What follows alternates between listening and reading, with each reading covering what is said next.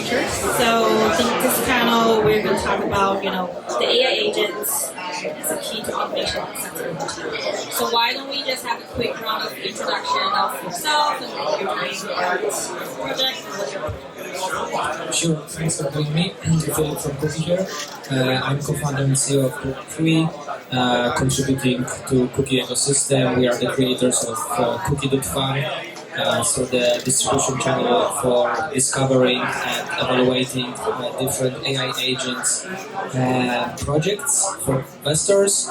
We are a data company, so we are building the whole data layer for AI for both agents and other LLM solutions that we are partnering with. Excited for the talk. Yeah, hi, I'm Murray. I'm one of the leads of Agentstarter. Agentstarter is the in-house accelerator for agents of Virtuals Protocol. So we work very closely with developers and builders to ideate and to launch your agents on Virtuals. So if you are planning to launch an agent on Virtuals, come talk to me. Hi everyone, I'm the founder of Delphinus Lab.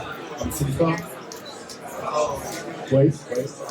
I'm Sinka, and we provide a reference implementation of the CK VM. First it was WebAssembly, so the CK WebAssembly system provider. And we are interested in anything that connects Web2 to Web. Currently we have a small lab, so we are interested in providing service of global AI. Alright, thanks. So SynFutures has been in the space for more than 3 years. We started in the last round of DeFi summer, and to this day I still find it very difficult to do user education. Like, what is on-chain auditable? Why should I trade on max instead of centralized? How do I do lending, right? So that is the fundamentals that we want to help as well in the coming year. So I guess the first question is for everyone. How do you think the AI agents can fundamentally change the DeFi interactions and how to make it, the DeFi in general more accessible? Yeah, sure. So basically, I'm pretty excited about agents and to think about them as a pretty obvious next generation UX layer for Web3. And basically, I very like this comparison where we are right now at this stage of Web3 adoption, where Web 1.0 was pre-Google, so pre-engine browser engines and search engines, because without search engines you couldn't actually use those different strange links like HTTP protocols and links in the internet. Thanks to Google and other search engines, you finally could find something without knowing where you are actually heading to. And right now I think we are at the similar stage in terms of usability and user experience in Web3, where you have to actually know what you have to do, what kind of protocols you have to use to perform specific actions, whereas thanks to agents, they will be able to do it for us. And I think the agents will be the main catalyst in terms of the mainstream adoption, because finally our moms, dads and grandpas will be able to use DeFi without even knowing what's happening under the hood. So I actually fully agree, and I had two of those points in mind. I think maybe two additional points. I think one is that agents will allow users to focus on outcomes rather than on inputs and process. I think today the UX is so broken that you have to know what you want to do, then you have to know how to do it, and then you have to do it, right? I think with agents it actually removes a lot of that complexity, and it almost turns things around in its head, where it's like, okay, what do you want to achieve? And just focus on that within certain parameters, and then the agent can basically do everything for you. I think the second point I would add, which is building a bit on what you were saying, is that as humans, there's only so much we know about, specifically to DeFi, like opportunities to grow your wealth.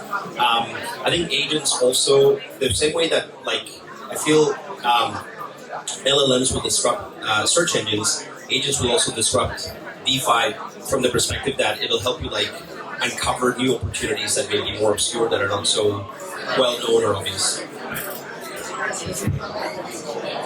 Okay, so What I think is that human beings are super bad at communicating with each other. Like, for example, we have a meeting like this. It's super hard for everyone to actually get what I'm talking about. But AI agent, just imagine everyone here is an AI agent and I'm an AI agent and I'm trying to convince and send you information out. That it looks like this agent is not actually communicate the audience of AI agent, but actually P2P, right? So it's super easy for AI agents to catch up with each other, right? So based on this assumption, that means now we have a large DeFi system. Why we have a large CX DeFi system now? Because people need to rely on this kind of open market to do tradings. Right? If you don't have this kind of trading market, then it's very hard for me to sell a very cheap product to someone else to actually appreciate the value, right? We have to actually depend on this market. So when we actually trading this market, we actually pay for the market maker a huge amount of profit, huge amount, right? So some kind of market maker will take the leverage of about more than 0.3 market.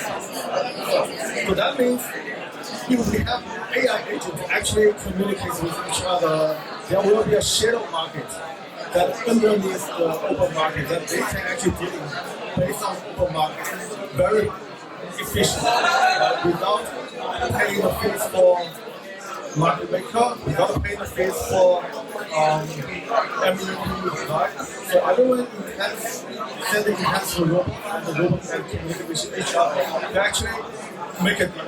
Right? So we're trying to push the boundary of this vision so that we will leverage the idea that robots communicate much better than human beings and to somehow reshape the DeFi. Thanks for sharing. And yeah, of course, from our perspective, we just not to touch here. We do see the majority or like the major use case of DeFi is still for farming, right? Like there's so many people also doing airdrop farming, yield farming, all kinds of farming. And when it comes to the AI agent, we're thinking, oh, then can we just automate the whole farming process, or can we just automate the whole lending process and make everything stress-free?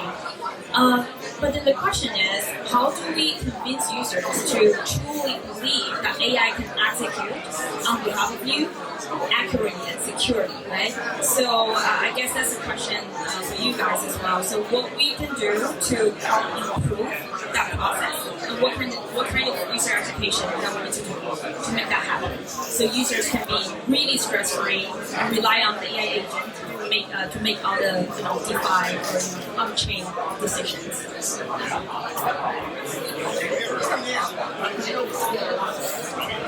So I would agree with this question. I would say that users shouldn't actually be aware of what's happening on the backend and what kind of actions the agency is doing.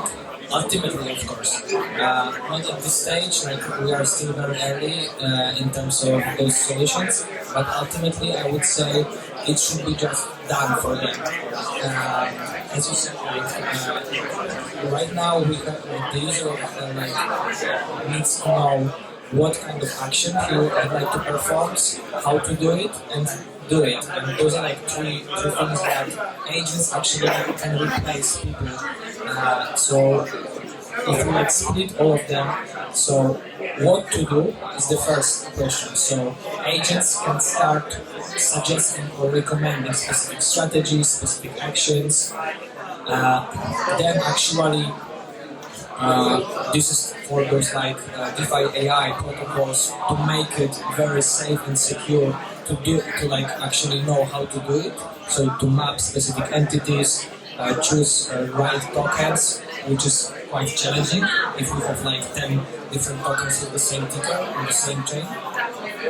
So those are like the challenges right now that all of the DeFi AI protocols, projects, and DeFi projects are probably struggling with, because it's very crucial to actually not mix up anything by the agents, because that may cause plenty of different like security issues of like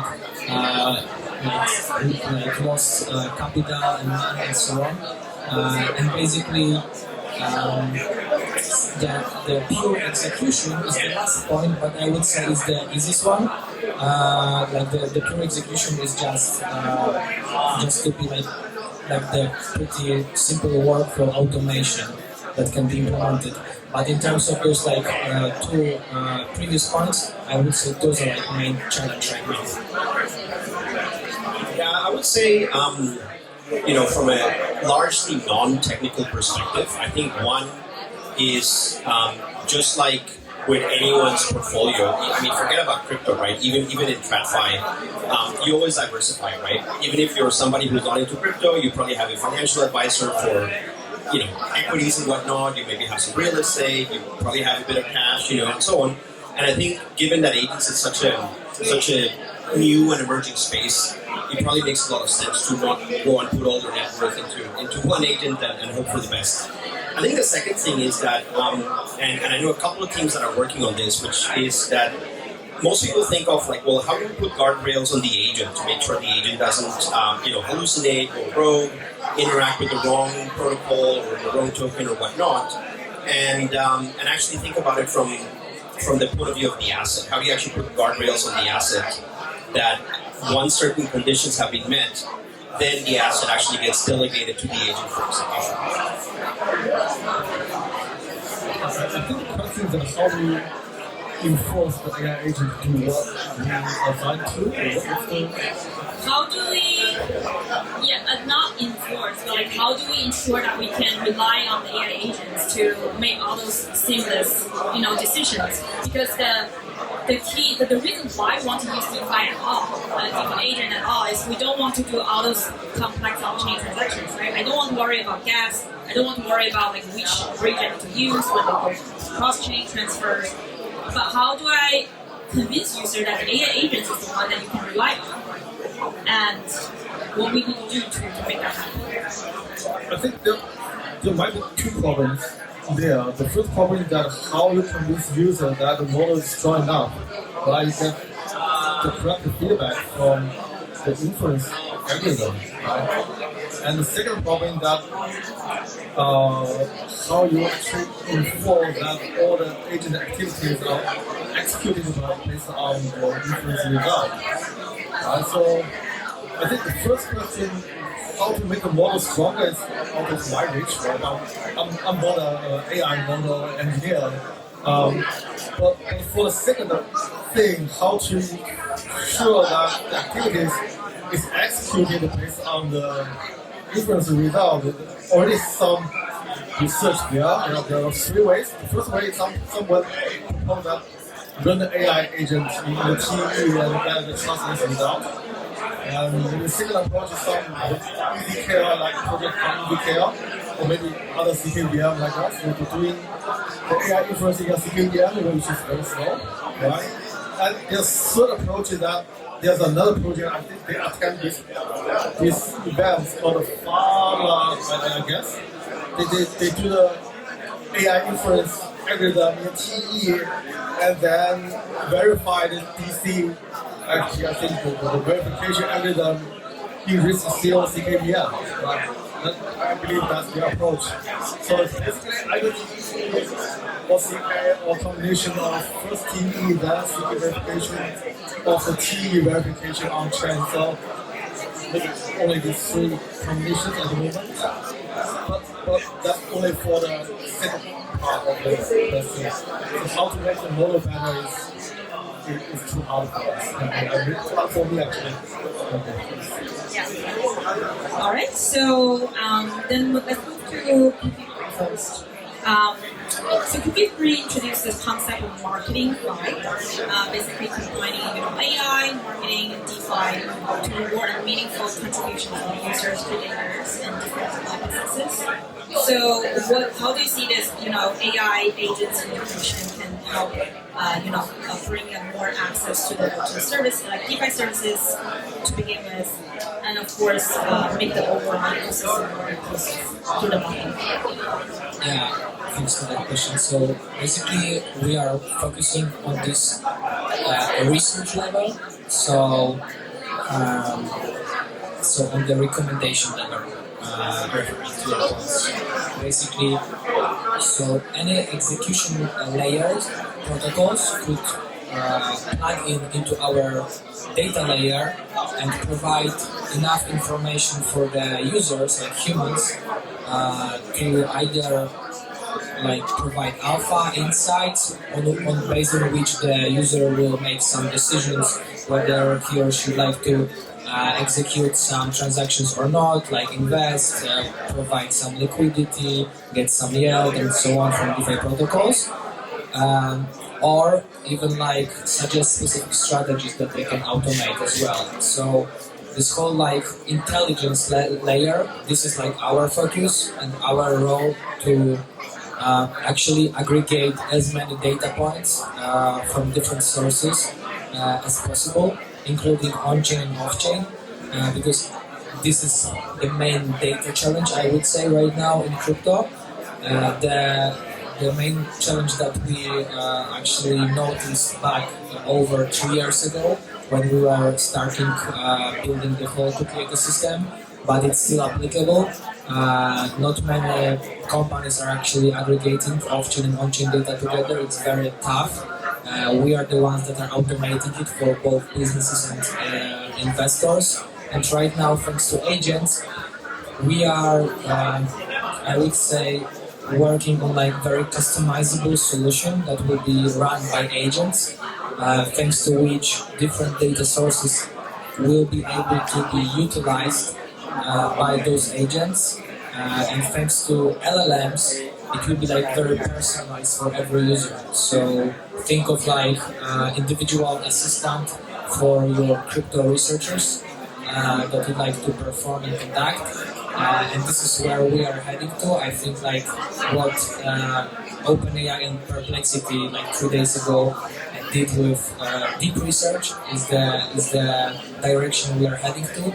I guess like XAI also included it to the newest version of Grok yesterday. So basically all of those Web2 giants are going into the direction of like deep research, which is simply the intelligence of different information they are aggregating.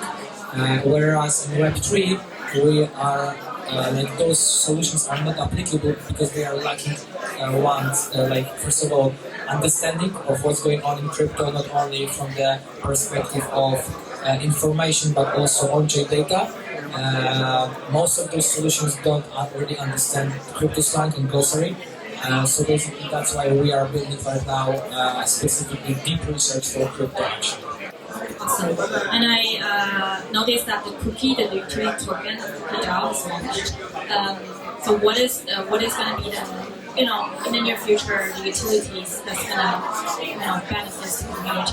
So, because of the marketing side narrative and also the intersection, how do you see the cookie tokens going to bring more benefits in that?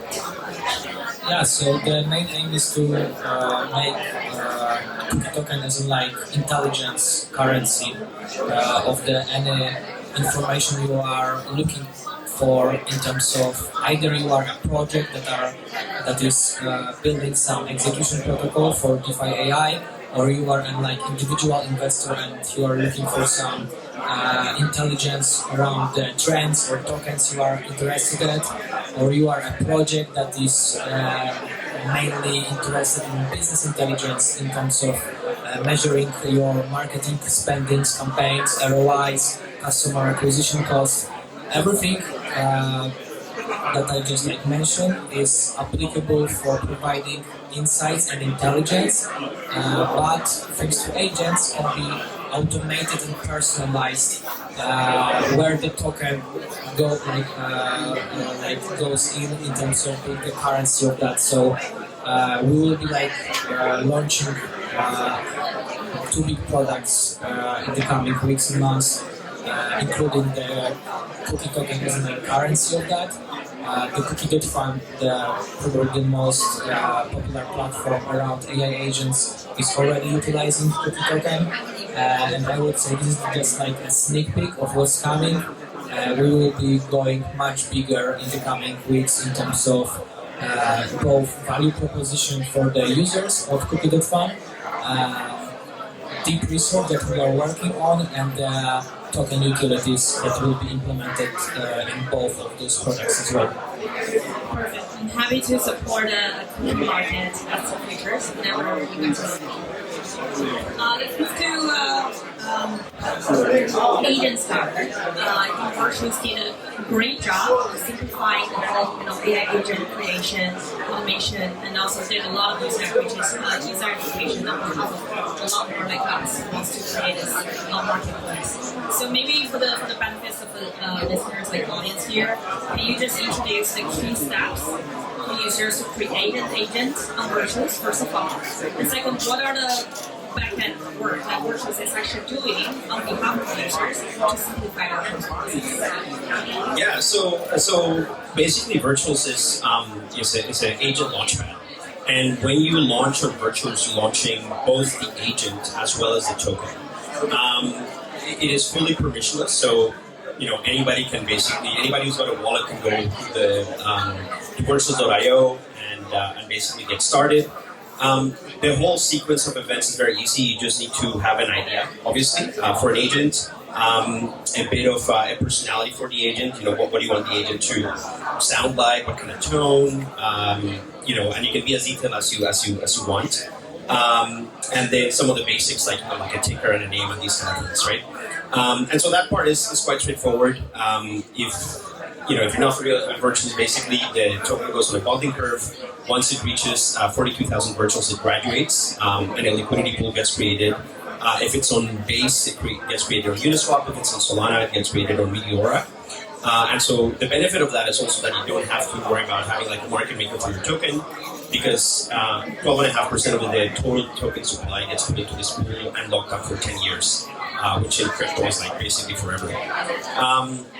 So that's that part, and that part is cool. But to me, what's the coolest part is the agent part. So in parallel, what happens is you can basically launch an agent like in 5 minutes, and it'll start out with basically like a chatbot on the page on the agent's page on Virtuals. And when you go into the sandbox, you can then actually start to add features over time. Now, the other nice thing about Virtuals is that it is framework agnostic. So obviously, Virtuals has their own framework, which is Game, which is it's very good and it keeps on getting improved, all the time. But you don't have to use Game. You can use ELISA. You can use any other framework. You can use your own framework. And some of the teams we're working with at Agentstarter are actually very deeply technical, and they actually want to build their own customized framework and use that, and that's possible as well. But to give you a little bit more idea on Game, so this is, once you're in the sandbox, this is where, you have your, like I said, the character card for the agent, so what the agent's going to talk about, what it's going to sound like. This is also where you can plug in things like, data sources, which could be, something as simple as price feeds from like CoinGecko, from NextScreener, and then to more kind of complex data, from like Cookie, from Kaito, from some of the aggregators and whatnot. And then over time, as we have more and more agents being launched in Virtuals across a very, very, very wide range of use cases. These agents themselves also plug into the Game framework. And so what you will see continuously is, as if you're a builder, you're a developer, you will basically see hundreds of things you can actually plug into the framework for your own agent to work with. One of the things we're seeing a lot in the last couple of months is a lot of the projects that built crypto AI infra over the last 2 years, so things like data platforms, edge compute, GPU marketplaces, all these kind of things, they're building agents that will allow other agents to access those infra and those services, and they're all being plugged into Game. And so, if your agent wants, particular data set, they can actually use an agent that's going to have that, and that plugs in through Game. So that's pretty cool. And then the last thing I will say is, the whole experience, and one of the things that me and the team at Agentstarter are focused on is how do we, helping teams, launch successful agents. And so the way we think about it is sort of like 3 phases. There's a pre-launch phase where you need to get the basics around what's the agent as a product, what do the tokenomics look like, and we're increasingly pushing teams to think deeply about how to actually bring utility to the token versus just launching, something without utility that's basically a meme coin. And then obviously like your kind of initial 0 to 1 go-to-market plan. Then you have your launch, and then obviously post-launch, a big focus on product development and marketing, specifically communicating what you're actually building, what features are rolling out, etc. And then stop. Kind of fall off. Hello. So yeah, and then on top of that, we've seen the partnership announcement with LongHash, right? To launch the first AI agent accelerator in the founder community. So maybe you can tell us more about the partnership and what kind of benefits the users, whoever, or the builders want to create agents and Agentstarter can benefit from. Yeah, so Agentstarter is actually a joint venture between Virtuous Protocol and LongHash Ventures. LongHash is a Singapore-based crypto VC. It's been around for 7-8 years. And I used to run the accelerator at LongHash, so we've been running that also since late 2017. We had projects coming through, including Astar, which I think is now Sonium, Balancer, Zapper, Lit Protocol, quite a few DeFi projects, and so we have a lot of experience on working with with builders and developers, and going from 0 to 1 and then 1 to 100.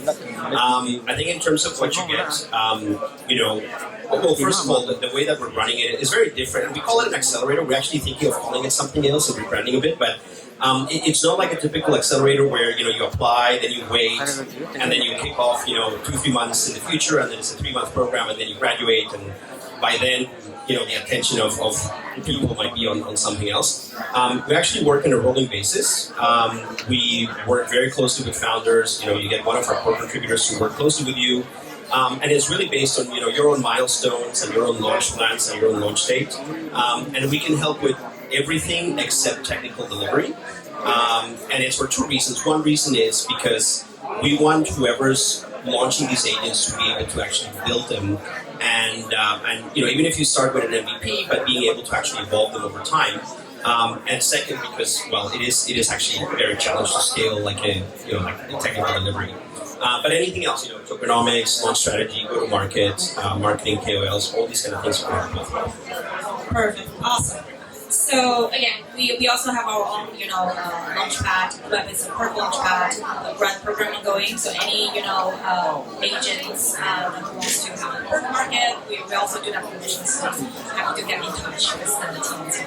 Perfect. So let's jump to Delphinus Lab.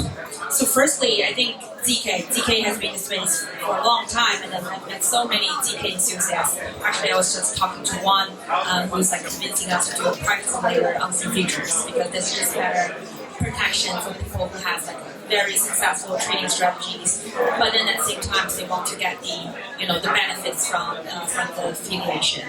So let's just start from what is ZK WASM? ZK WASM? Is that how you pronounce it? Maybe just tell us what it is. Yeah. It's simply a CKVM that supports WebAssembly. The WebAssembly is the native assembly runs in the browser. So ZK WASM is a CKVM actually supports that particular bytecode. Okay. And then, yes, of course, and then you have been partner with some organizations. Maybe you can tell us one of the collaborations that you've been working on that's benefiting the overall DeFi innovations. Actually, we're actually working on our own because what we are trying to push is to have a shadow market that is communicated by agents. That's not an open market. So that agents can negotiate the price in the shadow market based on the open market price. As I said, so people are not very good at communicating with each other, so they need the open market for human beings to do trading. So we believe once we have very intelligent agents involved, then there will be potential for a market, so that everyone in the market is an agent, and if we can somehow get rid of MEV and market making, because if you're trading an open market, you put a price, everyone knows that, and people will adjust their strategy based on the price that you put, right? But with an AI agent, you can actually use CK to hide the prompt, so no one knows your limit, right? But you give a prompt to the agent, says, okay, I'm going to buy this kind of token around the price of $2.2, but this will generate a sequence of strategies, right? No one actually knows the target of the strategy of your orders. But only the AI agent somehow knows the prompt. But because AI agents communicate with everyone, every other agent in a very high efficiency, right? So this will build a market. It's not an open market, but will actually take the benefits back to the users from the market makers and brokers and all these other things. And we selected using the CKVM to do the inference, but that's not a must, right? We have this CKVM, we happen to have this technology, it's slow at the moment. We're happy to actually use the TE, but only verify the last step of the TE verification. But our vision is that there will be eventually, sorry, this might be a little bit too optimistic, but eventually there will be a shadow market that based on open market that everyone in the shadow market are agents with a hidden prompt. Perfect. And we are ourselves, because we want to create a DeFi, like DeFi plus AI agent marketplace eventually ourselves. So we definitely are looking into some ZK integrations that we can support the best infrastructure, but at the same time the user has more privacy and more flexibility in terms of leverage the info. So okay, I think we still have time. I want to do like a bonus question because it feels like elephant in a room. I'll start with Agentstarter actually. You guys, at least Virtuals, recently announced your expansion to Solana. And there's been a lot of battles or civil wars between Solana and EVM ecosystem recently. How did you make that decision and how's the experience so far? The one question we didn't prepare for. Yes, that's what we call bonus. That's right. I think,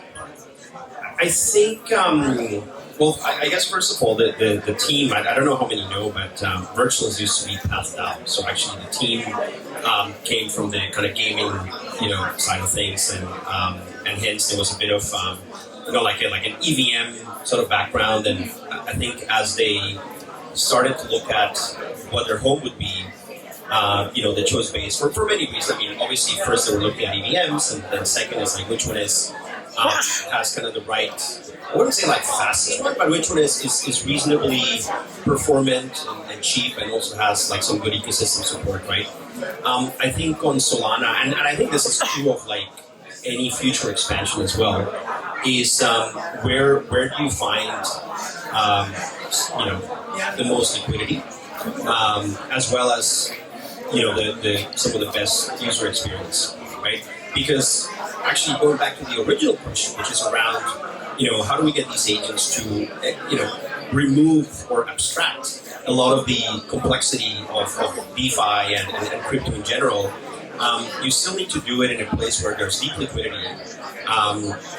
The chain is reasonably fast and that is very cheap, right? Like each transaction that you or the agent will run, should be like the lowest cost. And I think that's sort of the thinking, and I think that was the thinking to go to Solana. And I think in the future, nothing has been decided, but I would say that the guiding principle would be that. Awesome. So, what about Cookie DAO? I guess the token itself is long-term based at the moment. Do you guys have any plan to go cross-chain, chain agnostic, bring the marketing side notion to other ecosystems as well? Yes. So basically right now the token is on base in BNB, and we are actually working on the Solana integration as well. So actually Solana is quite good comparing to EVMs. So I think both ecosystems will thrive in the long term, and I think the main focus for the builders should be always on the like product market fit and for growing value proposition for the users, thanks to which we will actually make the adoption happen much quicker than only focusing on which chain is actually better and so on and so forth. Good to know. And what about Delphinus Labs? What is your, maybe for you it's more about ecosystem expansion, not like a chain itself. It's not a chain. Yes, you're not a chain, exactly. And then are you gonna launch on? So tell us about what is your go-to-market plan? Like when are you gonna? Not actually selling any product. Right? We have a polling service. It's a cloud. It's not a chain. Everyone can generally post and think what about, right? And we're helping people that actually would like to leverage the Sinka technology and using the Sinka ER. But besides all this, we're trying to spot the chance of constructing a market that is not the open market, right? As I keep repeating, right? So it's not expanding the ecosystem, we're trying to make that become true. So it's a fairly long journey because you have to create a trustless standard for agents to negotiate, right? And you have to solve the problem of hiding the prompt for all agents, right? And you have to solve the problem using other technology to actually enforce the result of the inference, right? So we have to put them all together so that a test market that I have described can exist, right? So maybe I might just suggest our users using the agents that exist in the market, right, to create some kind of negotiation agent, right, spreading all over the world, but using this kind of margin standard to create a margin for the agents to negotiate, so that we can get rid of we can increase the efficiency of the amount of the money the market making, right, and we can reduce the profit taken from the users by the market maker, and we can help finding the price as a supplementary for the open market. So we have this kind of vision, push the boundary, and it's not necessary that we write the hosting the agent ourselves. All right, gents, I had fun hosting you. I hope you had fun as well. And I hope you get to enjoy Hong Kong. If you haven't been here before, check out the peak, drive back, and everything. All right, thanks for listening. A round of applause. Thank you.